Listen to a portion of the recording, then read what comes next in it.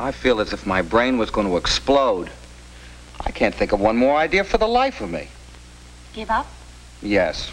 Let's stow this for now. Maybe I'll think of something tomorrow. Hi there. Oh, hello, Mrs. Lewis. Hi, Mom. Oh, it's getting chilly out, isn't it? Uh-huh. Well, how'd it go? Oh, it was very interesting. Wait till I tell you all about it. Oh, thank you, dear. Just put it on that chair. What luck with your paper, son? Not much, I'm afraid. Oh. I made a few suggestions, but your son didn't seem to think much of them. Oh. Oh, no wonder. I've got to write a term paper on health education. And all the brain here can think of is a report on the natural superiority of women. What a splendid idea, Helen. There, you see? Even your mother agrees. How was your lecture? Oh, wonderful, simply wonderful. Heavens, that man must be a genius. He's so humble and so sincere and so compelling. He sounds fascinating. Well, his name is Aluka Kahumana. And he comes from one of those tiny remote islands in the South Seas.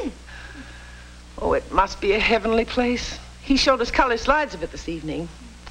And Larry, can you imagine? Mr. Kahumana's people scarcely know the meaning of the word sick. Sounds incredible, doesn't it? It sure does. I must remember not to go there when I become a doctor. They maintain perfect health through the use of just one basic medicine. This? Mm-hmm. What is it? Well, it's a kind of tea. Smells like peppermint. Well, it's made up of special herbs, and the formula has been carefully guarded and handed down from one generation to another. Mother, so that's what this is. The secret of health, all the way from the South Seas. How much? Well, $4.50. But, Larry, you can't expect... Mom, a quack is a quack, whether he comes from the South Seas or lives right here in the city. All he's interested in is taking money from people. Now, Larry, you know that I haven't been feeling very well lately, and according to Mr. Kahumanu, this tea is just what I need. And Mom, so... if you're not feeling well, go see Dr. Evans. He's a licensed MD. You can trust him. The fellow that sold you this stuff sounds like a phony. Oh, Larry, don't be silly. Why, I saw letters tonight, read them with my own eyes, that testified that this tea had cured ailments exactly like mine. Bilious attacks, stomach pain. Mom, listen. This now, stuff... Larry, I know exactly what's wrong with me, and I'm convinced that I have the cure right here. So why should I bother going to Dr. Evans? Now, you just worry about your term paper, not about me. Good night, Helen. Good night, Mrs. Lewis.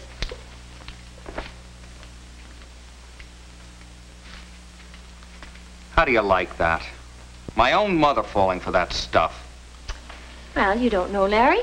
Maybe Dr. Hoo-Ha can help her. Doctor? That guy's no doctor. He's a quack.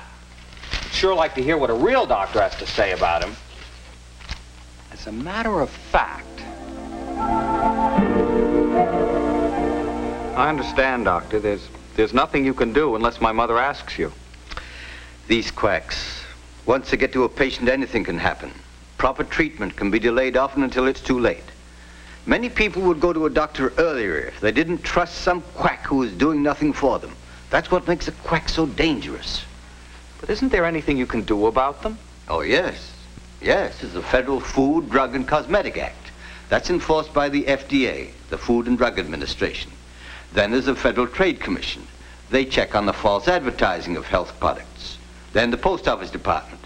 They crack down on the sale of fake medicines and devices by mail. Oh, and a number of state and municipal agencies. The American Medical Association does a great job of protecting the medical profession and the public against fraud and improper advertising. It's a very serious business, Larry. Quacks and their nostrums can kill. Quacks in their nostrums. I have to do a paper for my health ed course, Doctor, and it just occurred to me that this would make a good topic. Quacks and nostrums are a very good topic, and important too. Maybe I could give you some leads that would help. But certainly I would first go to the Food and Drug Administration. Show them some of this. I'm sure they'd be interested.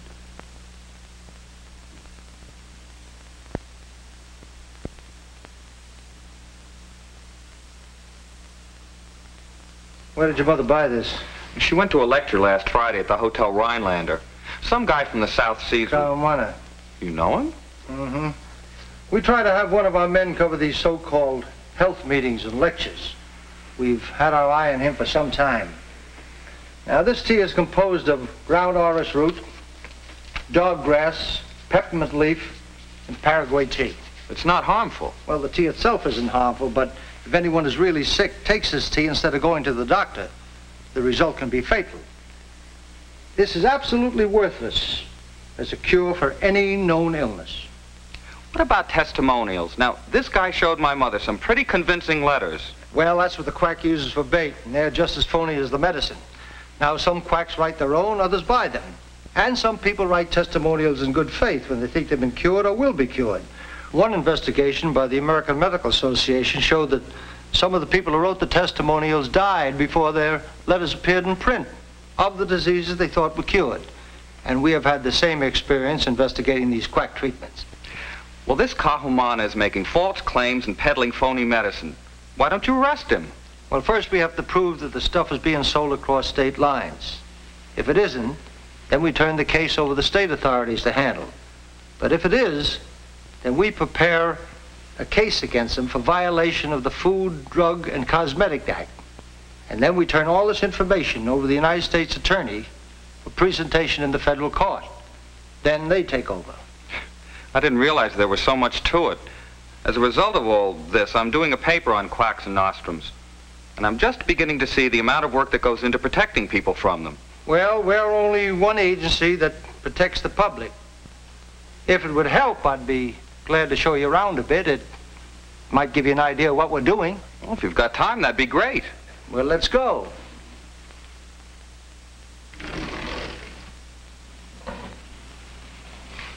What is it? It's as phony as they come. Believe me, we get some mighty queer so-called therapeutic devices around here. This one doesn't do anything. Here, let me show you. You wear it this way when you go to bed.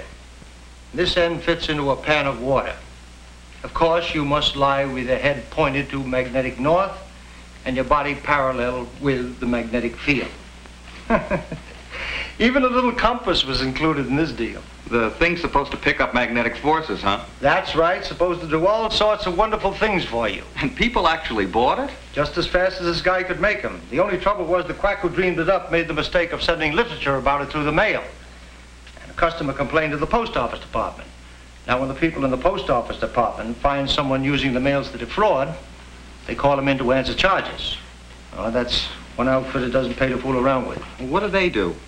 They can publish a fraud order against the individual, which stops mail from being delivered to him and cuts off his revenue. They can also consider the possibility of criminal prosecution. Medical investigation in post office cases is handled by our Bureau of Medicine. Can anyone make a complaint? Absolutely, if it's in writing. Any person who discovers one of these fake health schemes and reports it is doing a real service. A lot depends on what claims are actually made for a product, doesn't it? Now you're getting into labeling. Mislabeling or misbranding is a very serious offense. We keep a file of drug labels. Now, labels on drugs are very important.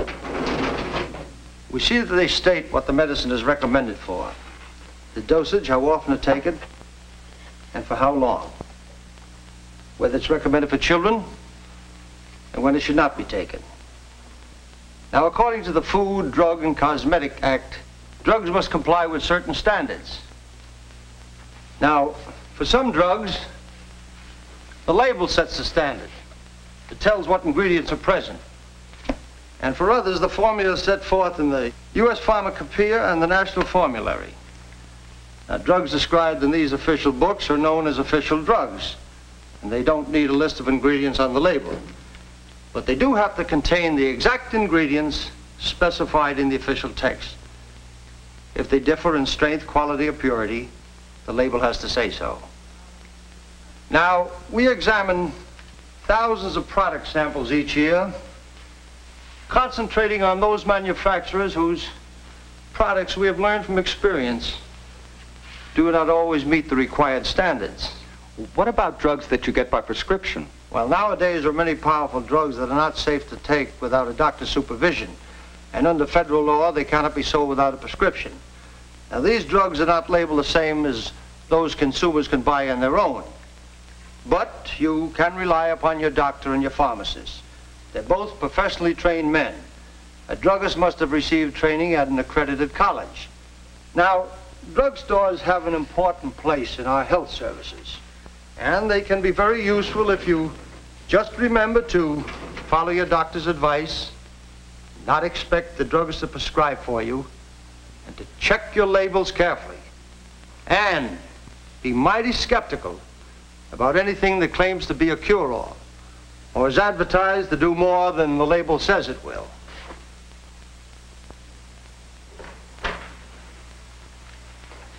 A great part of our job, of course, is ensuring that foods are pure and wholesome and made under sanitary conditions and so forth. But since you're writing about quacks and nostrums, we'll stay with medical things. Now, this is a sample taken from a batch of coal tar dye. It's used in certain cosmetics. Now, our job is to make sure that it's one of the certifiable dyes, recognized as safe for use, and taken from a certifiable batch. Now, these are samples taken from manufacturers' batches of insulin and antibiotic drugs. We test them for purity and potency before they're sold. Of course, new drugs are always coming along, and we make sure that they've been tested and found to be safe before they're put on the market. And if I ever get wind of a character like Oluka Kahumana again, I won't lose any time reporting him. Good. And tell your mother the wisest thing is to see a family doctor, not rely on something sold by a high-powered lecturer. I'll tell her, and thanks. But, Mom, listen. Now, I'm sure that those government people are experts at their work. But ever since I've been taking Mr. Kahumana's tea, I've felt simply wonderful. Why, I never knew that a remedy could be so effective. Why, I haven't been having my usual attacks at all. Now, why is that if it isn't because of Mr. Kahumana's tea?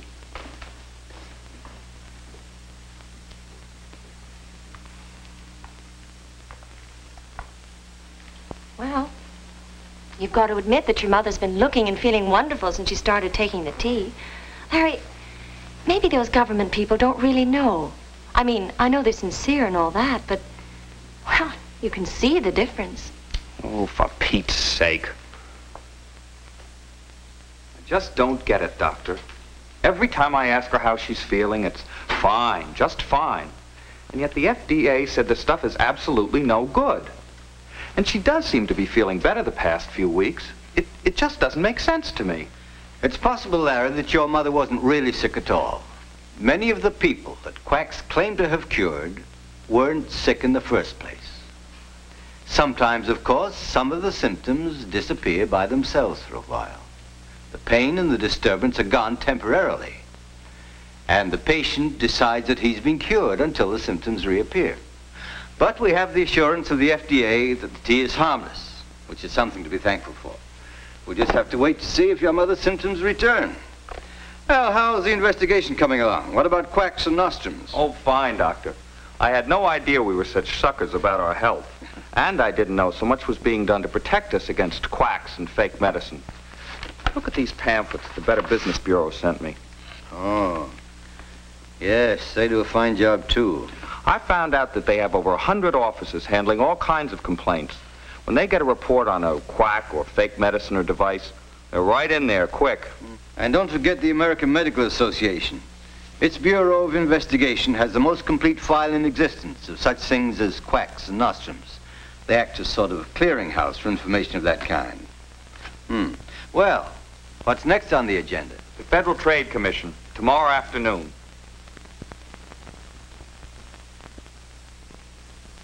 I've learned that it's easy to get reliable information about health products and services, but I'd like to know about health information that comes to us from advertising. That's what we call commercial health information. It's a mighty big business. Millions of dollars are spent to advertise health products, vitamin pills, nerve pills, and all kinds of pills and other medicines for all kinds of aches and pains. You see, sometimes the advertising can be deceptive. And if the product is sold or advertised in interstate commerce, that's where the Federal Trade Commission comes in.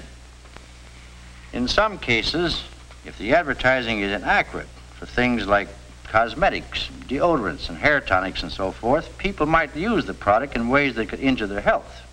Inaccurate? Aren't they actually lying? Well, some ads don't really make any claims at all. They just seem to. Tricky wording is what does it. Some advertisers deal in glittering generalities. Others use the plain folks line of approach. Then there's the splashy bandwagon type of ad. But many deal in out-and-out false claims. What action do you take when you find that false or deceptive advertising has been used? Well, the commission issues a complaint against them, and if the charge is approved, orders them to stop the advertising. If they want to protest the order, or if they violate it, the FTC is ready to fight the case in the courts. I see. Better get some of this down. Larry, but I think you're going overboard on this report. Well, Dr. Evans doesn't think so. And he ought to know. Mom? Oh, Mom? Larry, would you please come here right away?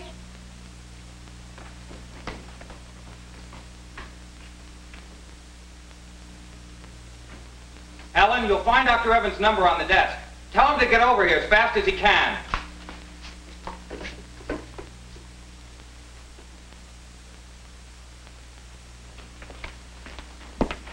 What is it, Doctor? I can't be sure till we get her to the hospital and take some x-rays, but I strongly suspect that it's gallbladder trouble. It's easy to see how she was fooled into thinking that fake medicine would cure her. First those bilious attacks, then a period of apparent normalcy. It's fairly typical. But I wouldn't worry, Larry. She'll be back on her feet before long, really cured this time. Well, I'll get an ambulance and phone the hospital to make arrangements.